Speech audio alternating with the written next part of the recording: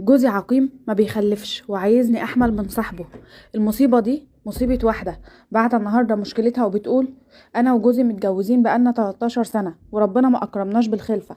عملنا كل حاجة تتخيلوها، عملنا عمليات حقن وعملنا تلقيح صناعي وعملنا كل حاجة ممكن الانسان ان هو يسعى ويعملها علشان ربنا يرزقه بالذرية الصالحة. بس ربنا ما اردش، ربنا مش رايد لينا ان احنا يكون عندنا اطفال.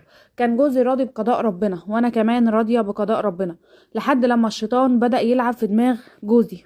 والشيطان دوت صاحبه، لان جوزي عنده املاك كتير وعنده ورث كتير وعنده يعني ميسور الحال. فصاحبه دوت واحد على قد حاله، فضل يلعب في دماغه ويقول له: طب ما ايه رأيك لما مراتك تعمل تلقيح صناعي، بدل هي ينفع تخلف وانت اللي مش عارف، تعمل تلقيح صناعي من شخص تاني. قال له: يعني ايه؟